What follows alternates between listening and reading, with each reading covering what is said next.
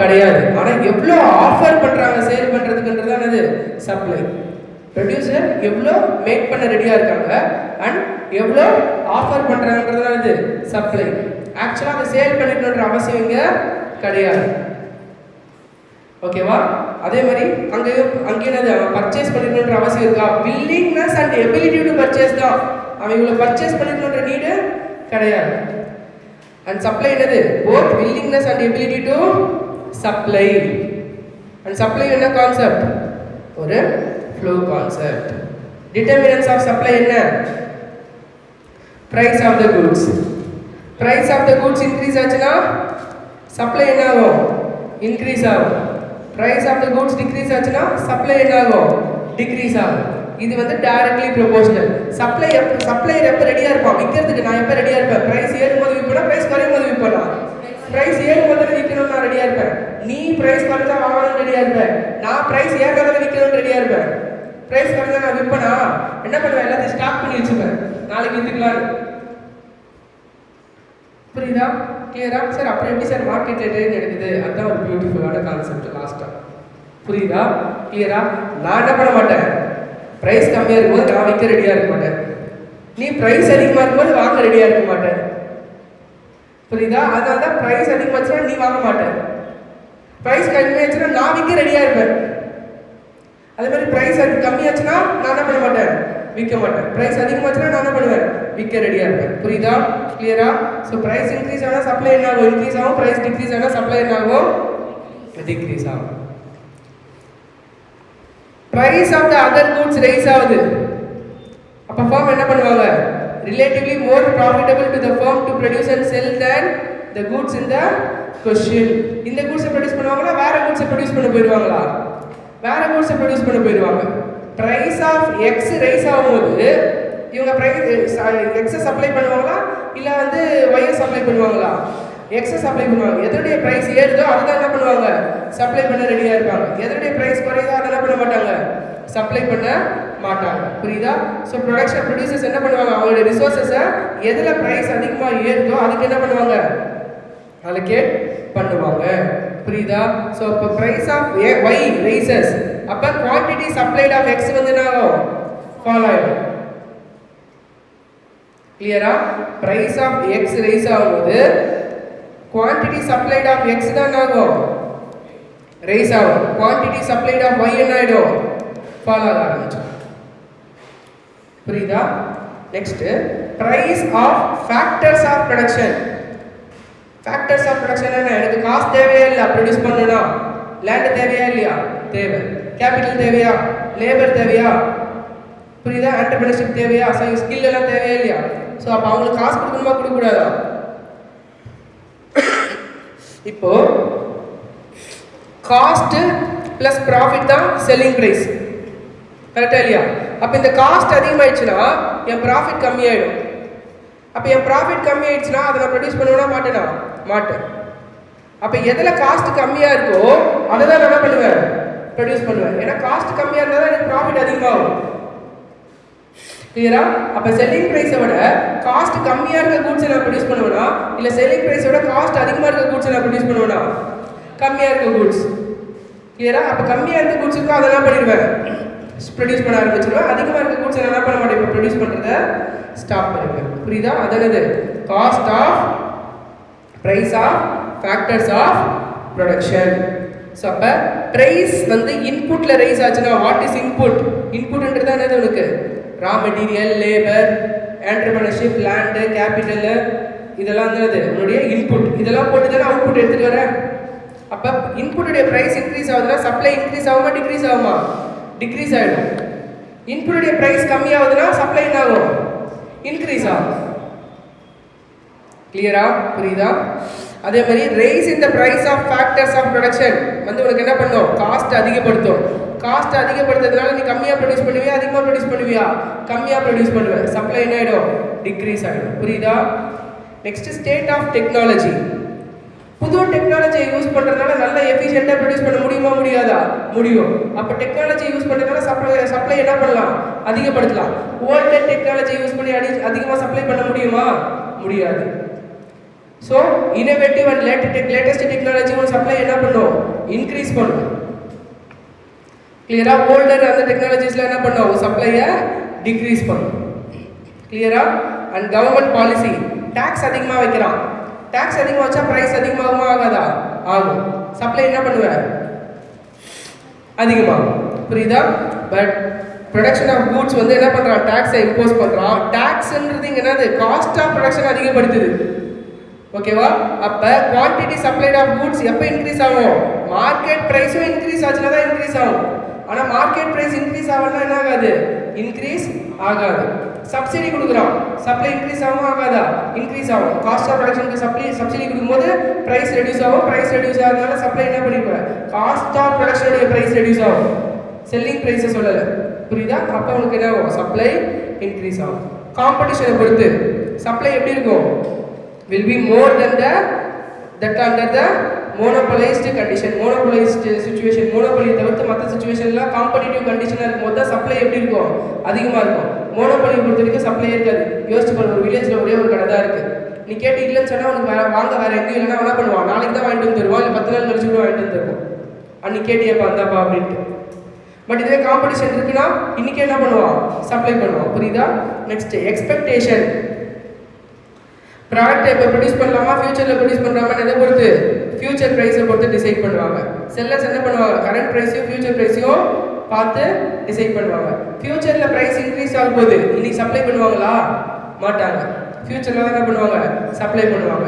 ஆனால் டிமாண்ட் பாரு, ஃபியூச்சரில் ப்ரைஸ் இன்க்ரீஸ் ஆகும்போது இன்னைக்கு என்ன பண்ணுவாங்க, வாங்கி வச்சுக்கணும்னு நடப்பாங்க. கிளியரா? புரியுதா? ஸோ அப்படியே ஆப்போசிட் சுச்சுவேஷன் தான்.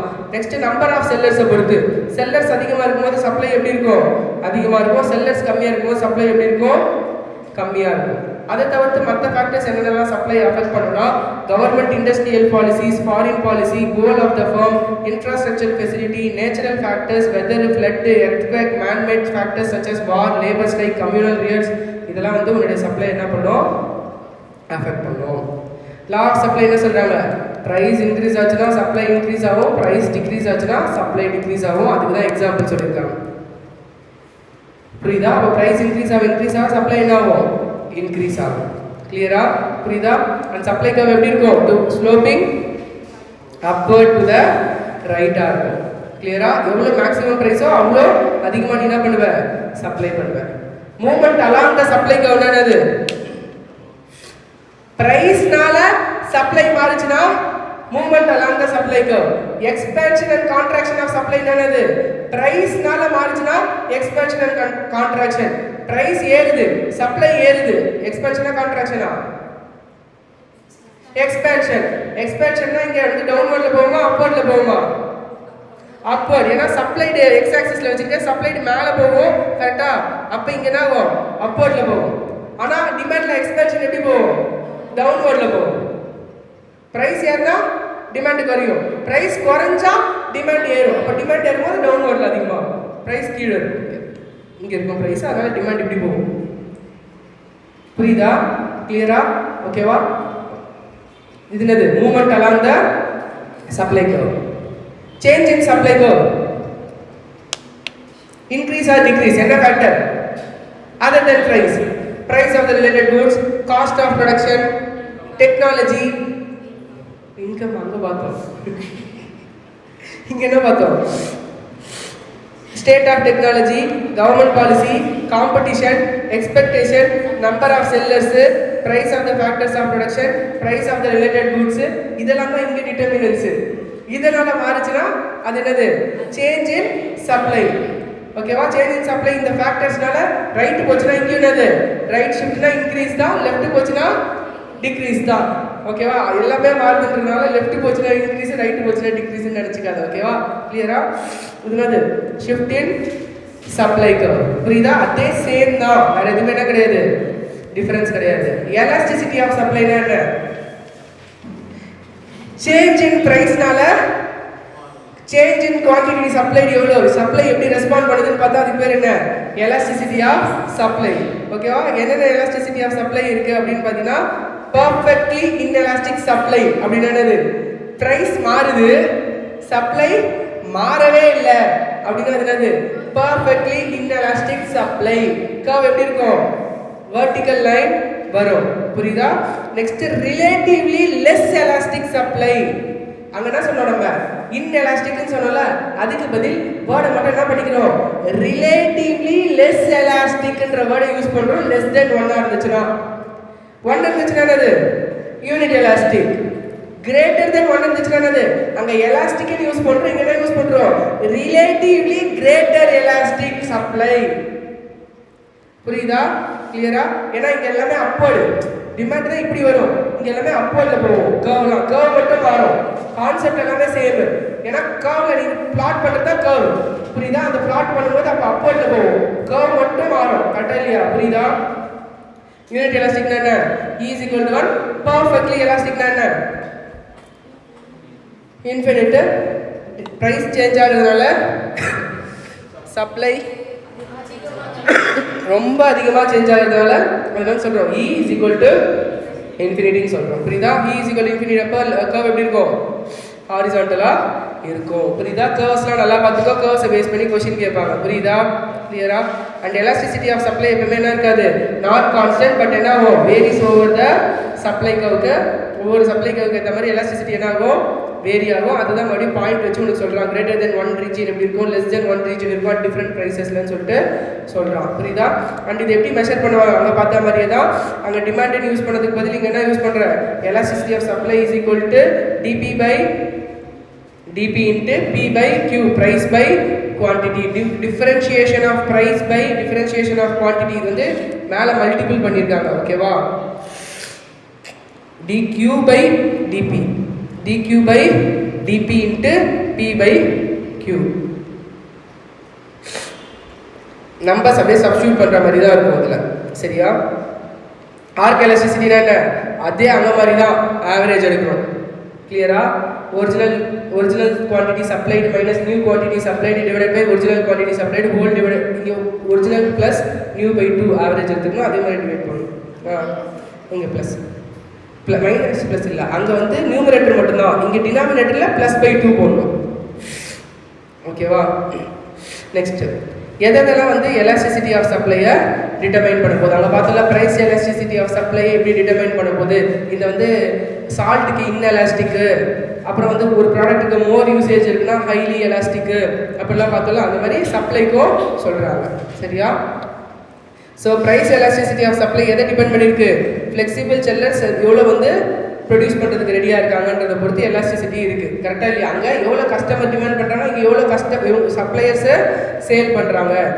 Increase in production causes the substantial increase in cost.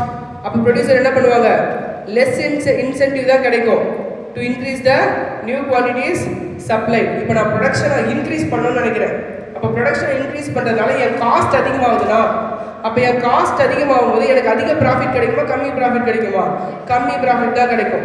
ஓகேவா? ஸோ அப்போ கம்மி ப்ராஃபிட் என்ன பண்ணுவேன் நான், to increase the quantity supplied and in response to increase in price. Price மாறுறதுனால நான் உடனே அதிகமாக விற்கணும்னு நினைப்பேனா, விற்க மாட்டேன். ஏன்னா ப்ரைஸ் மாறுறதுனால இன்னைக்கு நான் என் காஸ்ட் ஆஃப் ப்ரொடக்ஷன் எல்லாமே அதிகமாகுதுன்னு வச்சுக்கோ. அப்போ காஸ்ட் ஆஃப் ப்ரொடக்ஷன் அதிகமாகுதுனால நான் சப்ளை இன்க்ரீஸ் பண்ணுறேன்னு வச்சுக்கோ. அப்போ சப்ளை இன்க்ரீஸ் பண்ணுறேன்னா எவ்வளோ இன்க்ரீஸ் பண்ணியிருப்பேன், ப்ரைஸ் இன்க்ரீஸ் ஆன அளவுக்கு இன்க்ரீஸ் பண்ணியிருப்பேனா, இல்லை அதோட கம்மியாக தான் இன்க்ரீஸ் ஆயிருக்குமா, அதோட கம்மியாக தான் இன்க்ரீஸ் ஆயிருக்கு. அப்போ நான் அவ்வளோ செலவு பண்ணுவேன், நான் போயிட்டு ஒரு ப்ராடக்ட்ல பண்ண மாட்டேன். புரியுதா? இதுவே காஸ்ட் கான்ஸ்டன்ட்டாக இருக்கு, ஆர் காஸ்ட் ரைஸே ஆகலை, அப்போ வேணா சப்ளை என்ன பண்ணலாம், நான் இன்க்ரீஸ் பண்ணலாம். ஏன்னா அப்போ சப்ளை வந்து எப்படி இருக்கும், எலாஸ்டிக்காக இருக்கும். அப்போ ப்ரைஸ் கொஞ்சம் மாற்றினா கூட நான் சப்ளை அதிகமாக இன்க்ரீஸ் பண்ண தான் எனக்கு ப்ராஃபிட் கிடைக்கும். புரியுதா? அப்போ ப்ராடக்ட்ஸ் நிறைய ப்ரொடக்ஷன் ப்ராசஸ் இருக்குது, காம்ப்ளெக்ஸ் ப்ரொடக்ஷன் ப்ராசஸ் இருக்குது. அப்போ அதை இன்றைக்கே நான் சேஞ்ச் பண்ணிட முடியுமா, இல்லை சேஞ்ச் பண்ண டைம் எடுக்குமா, சேஞ்ச் பண்ண டைம் எடுக்கும். அப்போ அதுக்கு ஹையர் எலாஸ்டிசிட்டி இருக்கா, லோவர் எலாஸ்டிசிட்டி இருக்கா, லோவர் எலாஸ்டிசிட்டி. உடனே சேஞ்ச் பண்ண முடியாது, அதுனா லோவர் எலாஸ்டிசிட்டி. அப்போ அதுக்கு எப்படி இருக்குது, லோவர் எலாஸ்டிசிட்டி இருக்கும். ஏர்கிராஃப்ட் இன்னைக்கு 10 ஏர்கிராஃப்ட் ரெடி பண்ணணும்னா என்னால் ரெடி பண்ண முடியுமா, முடியாது. சப்ளையை உடனே என்னால் இன்க்ரீஸ் பண்ண முடியுமா, முடியாது. அப்போ அதுக்கு எலாஸ்டிசிட்டி எப்படி இருக்கும், லெஸ்ஸராக தான் இருக்கும். ரிலேட்டிவ்லி லெஸ் எலாஸ்டிக்னு பார்த்தோம். கரெக்டாக இல்லையா? இங்கே இன் எலாஸ்டிக்னு சொல்லக்கூடாது, என்ன சொல்லணும், ரிலேட்டிவ்லி லெஸ் எலாஸ்டிக். அதே மாதிரி லாங்கர் பீரியட் ஆஃப் டைம் எடுக்குது. the more responsive quantity supplied to changes in the price. அப்போ அதுக்கு என்ன இருக்கு, greater supply எலாஸ்டிசிட்டி. ஒரு விஷயத்தை ரெடி பண்ணுறதுக்கு ரொம்ப நாள் ஆகும் அப்படின்னா எலாஸ்டிசிட்டி ஆஃப் சப்ளை இருக்குமா இருக்காதா? Greater elasticity. என்ன பண்ணலாம்? ரெடி பண்ணி எப்படியாச்சும் அதை என்ன பண்ணிடலாம்? வித்துடலாம். ஆனால் ஷார்ட்டர் டியூரேஷன் இருக்கும்போது என்ன பண்ண முடியாது? உங்களால் உடனே இன்க்ரீஸ் பண்ண முடியுமா? முடியாது. புரியுதா? ஒருத்தர் எக்ஸாம்பிள் கொஸ்டின் இது. ஓகே, என்ன கொஸ்டின்னா, ஒரு ஃபிஷர்மேன் போயிட்டு ஃபிஷ்ஷை பிடிச்சிட்டு வந்து சேல் பண்ணுறான். ஃபிஷ் ப்ரைஸ் இன்க்ரீஸ் ஆகிடுச்சான். அவன் சப்ளை இன்க்ரீஸ் பண்ண முடியுமா? முடியுமா? ஃபிஷ் அவனால் ரெடி பண்ண முடியுமா? நம்மளால முடியாது. Exam question. டக்குனு போய் ஃபிஷ் ரெடி பண்ணி எடுத்துகிட்டு வர முடியுமா? முடியாது. அப்போ ஹைலி எலாஸ்டிக்கா, ரிலேட்டிவ்லி லெஸ் எலாஸ்டிக்கா? Relatively less elastic or perfectly இன்எலாஸ்டிக்காக கூட இருக்கலாம். போய் குளத்தில் வந்து ஃபிஷ்ஷே இல்லைன்னா அது எப்படி இருக்கலாம்? பர்ஃபெக்ட்லி இன்எலாஸ்டிக்காக கூட இருக்கலாம். இருக்கிற மொத்த ஃபிஷ்ஷை நீ பிடிச்சிட்டு வந்துட்டேன், மறுபடியும் ஃபிஷ்ஷுனா இன்றைக்கி உடனே வந்துருமா ஃபிஷ்ஷு? புரியுதா? எக்ஸாம் கொஸ்டின் இது. கிளியரா? நெக்ஸ்ட்டு, லாங் ரன்ல ஃபார்ம் என்ன பண்ண முடியும்? பெருசாக கட்டி என்ன பண்ண முடியுது? ஃபிஷ் லாங் ரன் ஒரு 2 மாதம் பொறுத்து பார்க்குற ஃபிஷ் போய் வளர்ந்துருக்குமா? வளர்ந்துருக்காதா? கண்டிப்பாக வளர்ந்துருக்கும். அப்போ பிடிச்சி வந்து சேல் பண்ணலாம். அப்போ அந்த லாங் ரன்ல உன்னால சப்ளை இன்க்ரீஸ் பண்ண முடியும். ஷார்ட் ரன்ல சப்ளை என்ன பண்ண முடியாது? டக்குன்னு இன்க்ரீஸ் பண்ண முடியாது. ஓகேவா? நெக்ஸ்ட், சப்ளை வந்து மோர் எலாஸ்டிக் எப்பனா நிறைய ப்ரொடியூசர்ஸ் இருக்காங்க மார்க்கெட்டில். அப்போ சப்ளை என்ன ஆகும்? எலாஸ்டிக்காக இருக்கும். கம்மியான ப்ரொடியூசர்ஸ் தான் மார்க்கெட்டில் இருக்காங்க. அப்போ சப்ளை எப்படி இருக்கும்? லெஸ் எலாஸ்டிக்காக இருக்கும். கிளியரா? அதே மாதிரி ஃபார்ம் ஃபுல் கெப்பாசிட்டியில் ஒர்க் பண்ணல. இப்போ ஃபார் எக்ஸாம்பிள், நான் ஃபுல் கெப்பாசிட்டியில் ஒர்க் பண்ணுறேன்னா இல்லையா? இங்கே 50 பேர் உட்காரலாம். நான் ஃபுல் கெப்பாசிட்டியில் ஒர்க் பண்ணல, கரெக்டாக இல்லையா? இங்கே நான் 10 ஸ்டூடெண்ட் தான் சொல்லிட்டு இப்போ திடீர்னு ஒரு 50 ஸ்டூடெண்ட்ஸ் அட்மிஷன் வந்தால் என்னால் ரன் பண்ண முடியுமா? முடியாதா? முடியும். இதே ஒரு 200 ஸ்டூடெண்ட்ஸ் வந்துட்டாங்கன்னா என்னால் ரன் பண்ண முடியுமா? அப்போ நான் இன்க்ரீஸ் பண்ணணும். அப்போ என்னால் என்ன பண்ண முடியாது? சப்ளை இன்க்ரீஸ் பண்ண முடியாது உடனே. கிளியரா? அப்போ நான் ஃபுல் கெப்பாசிட்டியில் ஒர்க் பண்ணலன்னும் போது சப்ளை என்னால் இன்க்ரீஸ் பண்ண முடியுமா? Yes, relatively elastic. ஆனால் நான் ஏற்கனவே ஃபுல் கெப்பாசிட்டியில் ஒர்க் பண்ணிட்டு இருக்கேன்னா சப்ளை இன்க்ரீஸ் பண்ண முடியுமா? முடியாது. இப்போ கிளாஸ் ஆல்ரெடி ஃபுல்லாக இருக்குது. இப்போ புதுசாக ஒரு 10 பேர் அட்மிஷனுக்கு வர நான் கூப்பிட்டு உட்கார வைக்க முடியுமா? உட்கார வைக்க முடியாது. நின்றுட்டே கவனின்னு சொல்ல முடியாது. கரெக்டாக இல்லையா? புரியுதா? சப்ளை டக்குன்னு என்னால் என்ன பண்ண முடியாது? இன்க்ரீஸ் பண்ண முடியாது. புரியுதா? அதே மாதிரி ரா மெட்டீரியல் ஈஸிலி அவைலபிள்னா சப்ளை இன்க்ரீஸ் பண்ண முடியும். ரா மெட்டீரியல் அவைலபிலிட்டி ரொம்ப காம்ப்ளெக்ஸாக இருந்தால் சப்ளை என்ன பண்ண முடியாது? இன்க்ரீஸ் பண்ண முடியாது. அப்போ லெஸ் எலாஸ்டிக். புரியுதா? அடிக்குவேட் ரா மெட்டீரியல்ஸ் இருந்தாலும் சப்ளை இன்க்ரீஸ் பண்ண முடியும். அடிக்குவேட் ரா மெட்டீரியல் இல்லை அப்படின்னாலும் சப்ளை என்ன பண்ண முடியாது? இன்க்ரீஸ் பண்ண முடியாது. புரியுதா? அண்ட் ஃபேக்டர்ஸ் ஆஃப் சப்ஸ்டியூஷன், இதுக்கு பதில் இதை வேற யூஸ் பண்ணிக்கலாம் அப்படின்னு இருந்துச்சுன்னா சப்ளை என்ன பண்ண முடியும்? இப்போ ஒரு மெட்டீரியல் தேவை, அது இல்லை, அதுக்கு பதில் வேற ப்ராடக்ட் அதுக்கு யூஸ் பண்ணிக்கலாம்னா அப்போ சப்ளை இன்க்ரீஸ் பண்ண முடியுமா? பண்ண முடியும். அப்படி சப்ஸ்டியூட் பண்ண முடியாதுன்னும் போது அதே தான் வேணும்னும் போது அப்போ அது வர வரைக்கும் நீ வெயிட் பண்ணி தானே ஆகணும். சப்ளை இன்க்ரீஸ் பண்ண முடியுமா? இன்க்ரீஸ் பண்ண முடியாது. புரியுதா? And capital and labour are mobile. டக்குன்னு உனக்கு லேபர் தேவை, இங்கே லேபர் ஆள் இல்லை, வேற ஊர்லேருந்து இங்கே லேபரை இறக்குறேன். அப்போ சப்ளை இன்க்ரீஸ் பண்ண முடியுமா? பண்ணிக்கலாம். பட் அது இல்லை, அப்போ என்ன பண்ண முடியாது? இன்க்ரீஸ் பண்ண முடியாது. ஃபியூச்சர் ப்ரைஸஸை பேஸ் பண்ணி எலாஸ்டிசிட்டி அப்ளை ஆகுமா? ஆகும். ஃபியூச்சர் ப்ரைஸஸ் ரைஸ் ஆகும் போது நினச்சினா என்ன பண்ணுவேன்? அதுக்கேற்ற மாதிரி நீ ரெஸ்பாண்ட் பண்ணுவேன். எலாஸ்டிக்காக இன்க்ரீஸ் பண்ணலாமா வேணாமா, ஃபியூச்சரில் இன்க்ரீஸ் பண்ணிக்கலாமான்றதை நீ டிசைட் பண்ணுவேன். புரியுதா? ஸோ இதோட சப்ளை என்னாகுது? முடிஞ்சிருச்சு. அவ்வளோதான் சப்ளை. புரியுதா? கிளியரா? லாஸ்ட் கான்செப்ட் என்னன்னா, நான் சொன்னல சார், அவன் என்ன பண்ணுவான்? அதிகமாக இருந்தால் விற்பான். நான் என்ன பண்ணுவேன்? கம்மியாக இருந்தால் தான் வாங்குவேன். அப்போ எப்படி எங்கள் 2 பேருக்குள்ள ஒரு மேட்ச் ஆகும்? ஓகேவா? அதுதான் என்ன ப்ரைஸு? Equilibrium price. ப்ரைஸை நீ என்ன பண்ணலை? டிட்டர்மைன் பண்ணலை. மார்க்கெட் தான் ப்ரைஸை என்ன பண்ணுது? டிட்டர்மைன் பண்ணுது. மார்க்கெட்னா மார்க்கெட்டில் இருக்க சப்ளையர்ஸ் டிட்டர்மைன் பண்ணல. மார்க்கெட்னா இந்த டிமாண்டும் சப்ளையும் சேர்ந்தது தான் மார்க்கெட். இந்த மார்க்கெட் தான் உனக்கு என்ன பண்ணுது? யூக்லிபிரியம் ப்ரைஸை டிட்டர்மைன் பண்ணுது. அப்போ டிமாண்ட் கர்வ் எப்படி வருது? மேலேருந்து கீழே வருதா? சப்ளை கர்வ் எப்படி வருது? கீழேருந்து மேலே போதா? அப்போ யோசிச்சுப்பாரு, நீ இப்போ ப்ரைஸ் கம்மியாக இருக்கும், சப்ளையர் விற்பானா? விற்க மாட்டான். ப்ரைஸ் கம்மியாக இருக்குது, நீ வாங்க ரெடியாக இருக்கியா? வாங்க ரெடியாக இருக்க. ஆனால் உன்னால் நிறைய வாங்க முடியுமா? கம்மியாக தான் வாங்க முடியுமா? கம்மியாக தான் வாங்க முடியும், ஏன்னா சப்ளை கம்மியாக இருக்குது. புரியுதா? இப்போ இந்த கிராஃபு ப்ரைஸ் இது 1 2 3, இங்கே 1 2 3 4 5. ப்ரைஸ் கம்மியாக இருக்குது, சப்ளை இங்கே இருக்குமா? டிமாண்ட் எப்படி இருக்கும்? டிமாண்ட் அதிகமாக இருக்குமா? ஆனால் உன்னால் வாங்க முடியுமா? டிமாண்டு வாங்க முடியாது. உன்னால் எவ்வளோ வாங்க முடியும்? மேக்ஸிமம் 1 தான் வாங்க முடியும். அப்ப நீங்க இருந்து தானே ஸ்டார்ட் பண்ணணும். உன்னால 1 தான் வாங்க முடியும், அதுக்கு மேல உன்னால என்ன பண்ண முடியாது, வாங்க முடியாது. நீ என்ன பண்ணுவ, மார்க்கெட்ல 10 பேருக்கு அவைலபிலிட்டி இருக்கும், அவன் என்ன பண்ணுவான், நான் 3 ரூபாய் தரேன் எனக்கு கொடுன்னு கேட்பானா மாட்டானா, கேட்பானா மாட்டானா. ஒரு கடையில ஒரே ஒரு தேங்காய் தான் இருக்கு, 10 பேர் நிக்கிறாங்க தேங்காய் வேணும்னு சொல்லிட்டு, கேட்பானா மாட்டானா. நான் எக்ஸ்ட்ரா கூட தரேன், அவனோட எக்ஸ்ட்ரா தரேன் கேட்பானா மாட்டானா அந்த ஒரு ப்ராடக்ட். ஏன், சப்ளை கம்மியா இருக்கு, ஆனா டிமாண்ட் அதிகமா இருக்கும் அந்த சிச்சுவேஷன்ல. ஏன்னா சப்ளை கம்மியா இருக்கறனால டிமாண்ட் எப்படி இருக்கும், அதிகமா இருக்கும். ஏன்னா பிரைஸ் கம்மியா இருக்கறனால டிமாண்ட் அதிகமா இருக்கும், அது ஒரு கரெக்டா இல்லையா. பிரைஸ் கம்மியா இருக்கும்போது ஆனா செல்லர் என்ன பண்ண மாட்டான், செல் பண்ண ரெடியா இருக்க மாட்டான், சப்ளையர் சப்ளை பண்ண ரெடியா இருக்க மாட்டான். புரியுதா. இதுவே பிரைஸ் அதிகமாகும்போது இவன் நிறைய இடத்துல கூச்சி வச்சிருப்பான், பிரைஸ் அதிகமாயிடுச்சு இடத்துல கூச்சி வச்சிருப்பான். ஆனா இங்க மார்க்கெட்ல வாங்குறதுக்கு ஆள் இருக்காது. 10 ரூபாய் தக்காளி விற்கும், வாங்குறது 100 ரூபாய்க்கு நிறைய பேர் வாங்கிருப்பான். 10 ரூபாய்க்கு என்ன பண்ணுவான், வாங்குறதுக்கு ஆள் இருக்காது. சரி தேவையான வாங்கிப்போம், 10 ரூபாய் விற்கிது நாளைக்கு கூட வாங்கிக்கலாம், அது மாதிரி வாங்கிட்டு போய் வச்சுருப்பேன் வீட்டில், வாங்க மாட்டேன். கரெக்டா இல்லையா. புரியுதா. அப்ப பிரைஸ் அதிகமா இருக்கும்போது எப்படி இருக்கும், சப்ளை அதிகமா இருக்கும் ஆனா டிமாண்ட் இருக்காது. இப்படியே போச்சுன்னா மார்க்கெட் எப்படி ரன் ஆகும். அப்ப ஏதோ ஒரு பாயிண்ட்ல இவங்க 2 பேரும் அக்ரி பண்ணுமா பண்ணக்கூடாதா, கிளியரா. அப்ப இவனுடைய வில்லிங்னஸ் எல்லாத்தையும் பிளாட் பண்ணு, அவனுடைய வில்லிங்னஸ் எந்த பிரைஸ்ல எவ்வளவு குவாண்டிட்டி அவன் விற்க ரெடியா இருக்கான்றத பிளாட் பண்ணு. எந்த பாயிண்ட் 2 பேருடைய எக்ஸ்பெக்டேஷனும் மீட் பண்ணுதோ அதான் என்ன பாயிண்ட், ஈக்விலிபிரியம் பிரைஸ். கிளியரா. அப்ப இந்த பிரைஸ் தான் இன்னைக்கு என்னது, நம்ம பர்ச்சேஸ் அண்ட் சேல் பண்ண போறோம். மார்க்கெட் என்ன பண்ணுவோம், டிட்டர்மைன் பண்ணும். அதுக்கு தானே டேபிள் எடுத்து டேட்டா எடுத்துக்கலாம், இண்டிவிஜுவல் கஸ்டமருடைய டேட்டா எடுத்து எவன் எவ்வளவு பிரைஸ்ல வாங்க ரெடியா இருக்கா, எவன் எவ்வளவு பிரைஸ்ல சப்ளை பண்ண ரெடியா இருக்கா, ரெண்டுத்தையும் எடுத்து கிராஃப் போட்டு கிராஃபை பிளாட் பண்ண எந்த பாயிண்ட் அடிக்குதோ அந்த பாயிண்ட் தான் என்னது, ஈக்விலிபிரியம் பிரைஸ். அந்த பாயிண்ட் தான் கஸ்டமர் வில் பி ஏபிள், அந்த கஸ்டமரும் ரெடியா இருக்கான் அண்ட் சப்ளையரும் ரெடியா இருக்கான். அந்த 2 பேருக்கும் ஒத்து போயிட்டு என்ன பண்றாங்க, பர்ச்சேஸ் அண்ட் சேல பண்ணிக்கிறாங்க. புரியுதா, கிளியரா. ஸோ காம்படிட்டிவ் மார்க்கெட் ஈக்விலிபிரியம் எதை பொறுத்திருக்கும், ஒரு யூனிக் பாயிண்ட் எப்போ கஸ்டமரோ சப்ளையர்ஸோ சாட்டிஸ்ஃபை ஆகிக்கிறாங்க அட் பிரைஸ் அண்ட் குவான்டிட்டி, அதானது competitive market equilibrium. So equilibrium பிரைஸ்ன்றது என்ன, மார்க்கெட் கிளியரிங் பிரைஸ். ஈக்விலிபிரியம் பிரைஸ்ன்றது என்ன, மார்க்கெட் கிளியரிங் பிரைஸ். ஸோ இந்த மார்க்கெட் பிரைஸ் என்றது ஒரு சென்ட்ரல் தீம் ஆஃப் அனாலிசிஸ். ஓகேவா.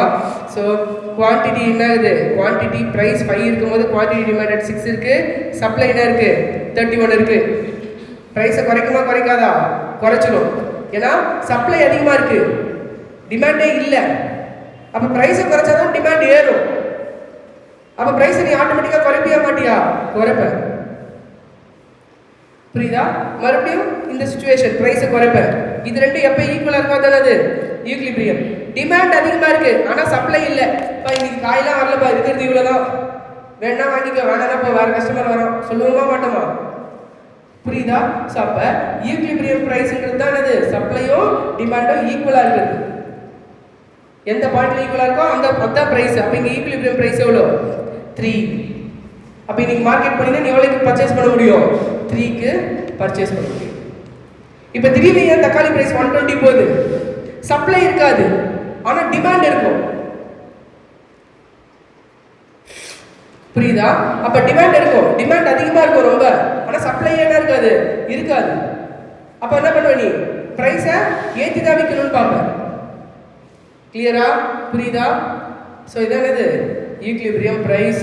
ஸோ டிமாண்டோ சப்ளையோ கட் ஆகிற இந்த சென்டர் பாயிண்ட் தானது ஈக்விலிபிரியம் பிரைஸ். இந்த பிரைஸுக்கு இவ்வளோ குவான்டிட்டி, சப்ளையரோ சப்ளை பண்ண ரெடியா இருக்கான், கஸ்டமரோ பை பண்ண ரெடியா இருக்கான் அப்படின்னு சொல்றது அது ஈக்விலிபிரியம் பிரைஸ். நெக்ஸ்ட் மார்க்கெட் ஈக்விலிபிரியம்ன்றது என்ன, இந்த பிரைஸ்க்கு நீ வாங்க ரெடியா இருக்கியா, ஆனா இதை விட அதிகமாக நீ பே பண்ண ரெடியா இருந்தீங்கன்னா அது என்னது, கன்சியூமர் சர்ப்ளஸ் பார்க்குறோமா. அப்ப இதை விட கம்மியா இருந்தா அவன் என்ன பண்ணுவான், ப்ரொடியூஸ் பண்ணி அதிகமா வச்சிருப்பான். அப்ப அதெல்லாம் சொல்லுவோம் ப்ரொடியூசர் சர்ப்ளஸ். புரியுதா, கிளியரா. ஓகேவா? ஸோ இதுதான் என்னது உனக்கு ஈக்விலிபிரியம் பிரைஸ் அண்ட் உனக்கு மொத்தமாக டிமாண்டுக்கான chapter. Okay, demand and supply முடிஞ்சிச்சு. சப்ளைல அதிகமாக இருக்கா கம்மியாக இருக்கா? ரொம்ப ரொம்ப கம்மியாக இருக்கா. What is supply, what is the determinants of supply, அதுக்கப்புறம் என்னது movement along the supply curve, change in supply curve, determinants of elasticity of supply. அவ்வளோதான் சப்ளைல இருக்கு. அதுக்கப்புறம் என்னது ஈக்விலிபிரியம் பிரைஸ்னா என்ன, மார்க்கெட் ஈக்விலிபிரியம்னா என்ன. கிளியரா? ஸோ இதோட என்ன முடியுது உனக்கு, டிமாண்ட் அண்ட் சப்ளை கம்ப்ளீட் ஆகுது. கிளியரா? லைன் பை லைன் படிக்கணும். புரியலையா அந்த லைன் எடுத்துட்டு வந்து என்கிட்ட என்ன பண்ணணும், கேட்கணும். டெஸ்ட்டுக்கு படிச்சுக்கலாம், அன்னைக்கு படிச்சுக்கலாம்னு விட்டுறாது. உனக்கு தான் அதுல அது பெரிய லாஸ். ஓகேவா? ஸோ டெய்லி நடத்துறத டெய்லி ஃபர்ஸ்ட் என்ன பண்ணிடு, ஒரு தடவை படிச்சு கம்ப்ளீட் பண்ணிடு. ஓகேவா?